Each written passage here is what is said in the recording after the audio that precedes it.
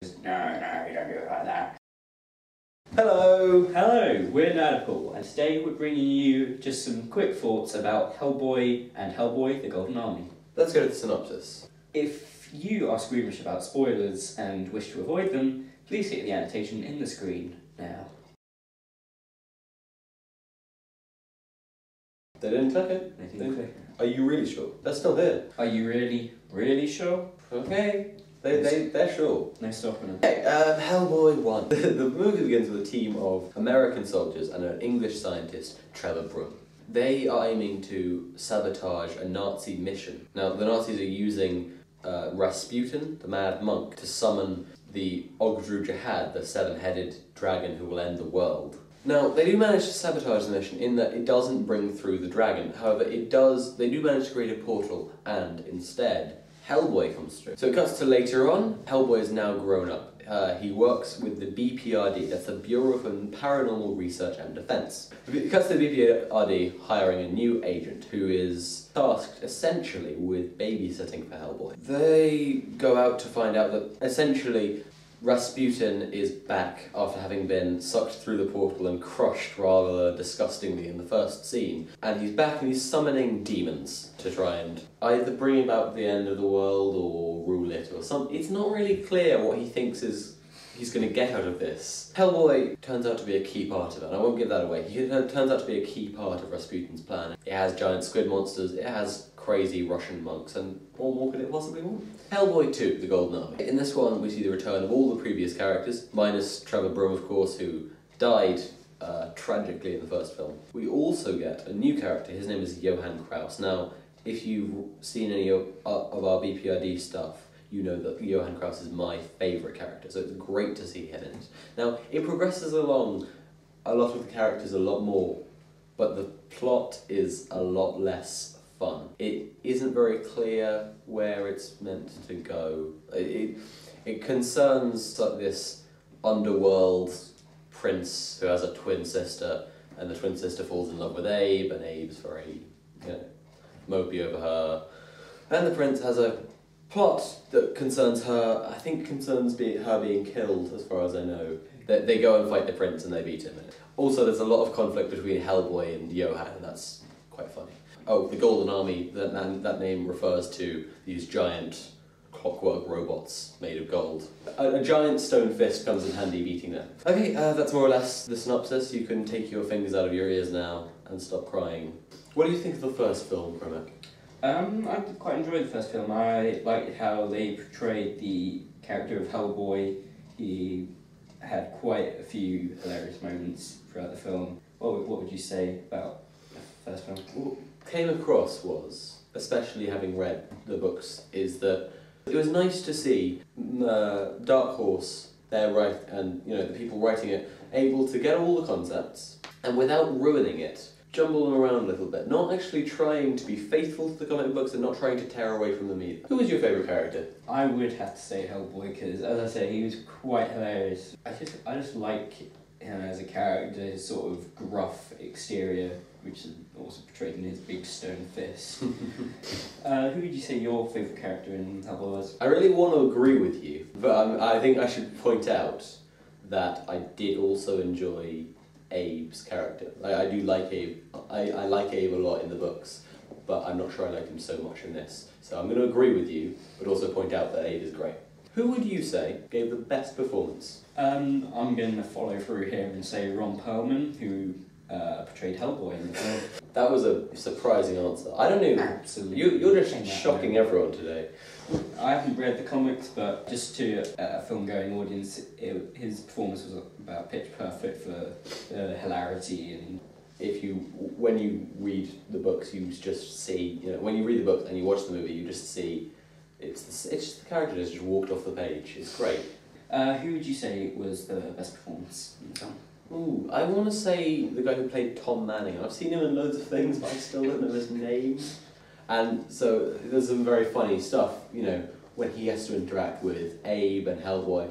I think he really doesn't like interacting with Abe, because Abe, I don't know, he just doesn't seem to, I like the idea of Abe as a fish man. Do you have a favourite scene or a favourite moment?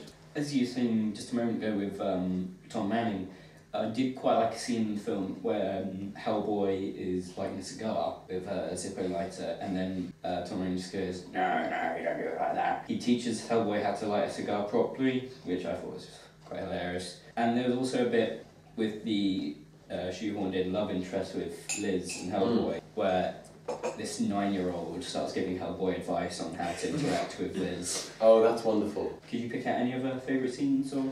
Oh yeah, do you remember the bit where Hellboy brings a corpse back to life? And now this corpse, it's lost its lower rib cage downward. And it's a Russian corpse, by the way, so he's talking to it in Russian.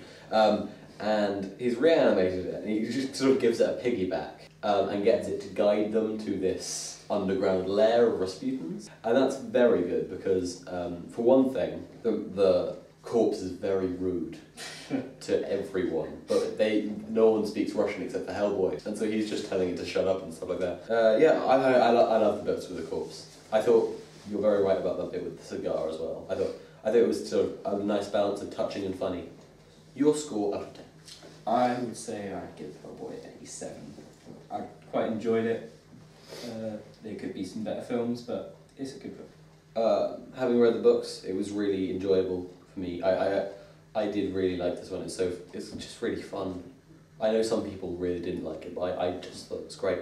I go with an 8 at least. What did you think of Hellboy 2? Hellboy to make as big an impression on me as the first film, it was still a fun, interesting film to watch. It felt like an add-on. Yes. It felt like a little bit of an expansion on the first one. I did enjoy seeing characters develop more, and I love Johan. So I just can't be displeased with Johan because he's brilliant in anything. But it wasn't as good. It was definitely a step down from the first one. Okay, did you have a favourite character? I didn't see that coming, to be honest. Hellboy again, wow, okay. Nobody did. For the same reasons I iterated it earlier. Okay, you might have guessed mine. It's Johan. Is it really?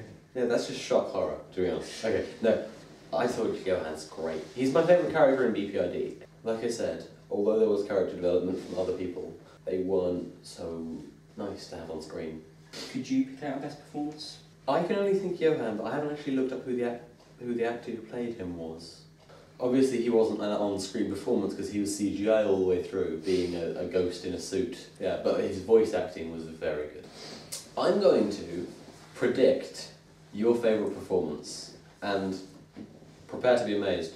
I'm getting an R. I'm getting a Ron Perlman? Was it Ron Perlman? It is Ron Perlman. Yes! I'm not going to bore you down with the reasons that you've heard about a minute ago. Okay. But I would say that his performance perhaps wasn't as good in the last film, but that's because I think just generally everything about the film sort of degraded a bit. It did go down. Going down the sequel. Did you have a favourite scene or moment in this film?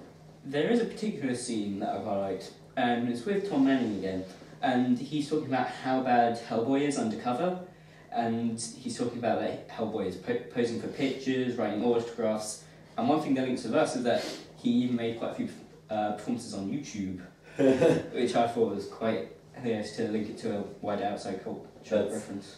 What about you? Could you pick out a favourite scene or?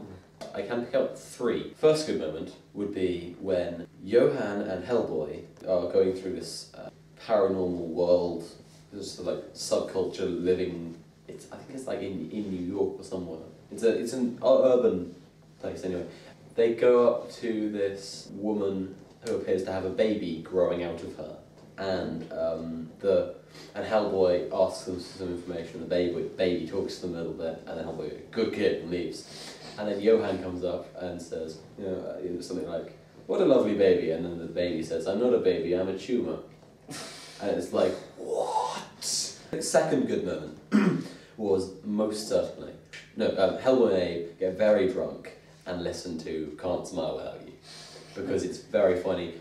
Hellboy is drunk a lot of the time, plays it very well, but Abe is portrayed in the films at least as a very sort of reserved spiritual character.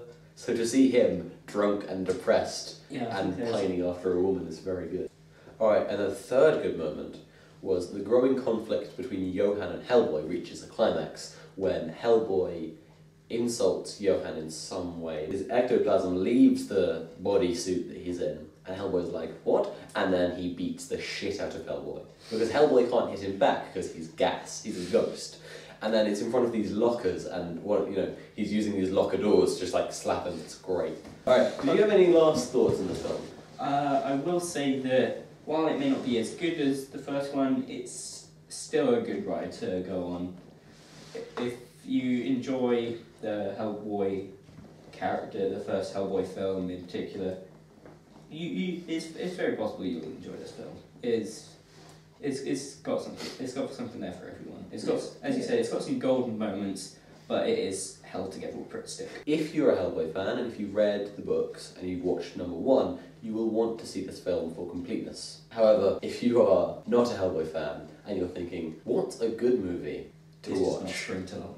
It doesn't jump to the front of my mouth. I'll say again, it had good moments, but it wasn't a great film. What was your score out of 10? Score would be a 6. Not as good as the first one, but not the worst film ever made.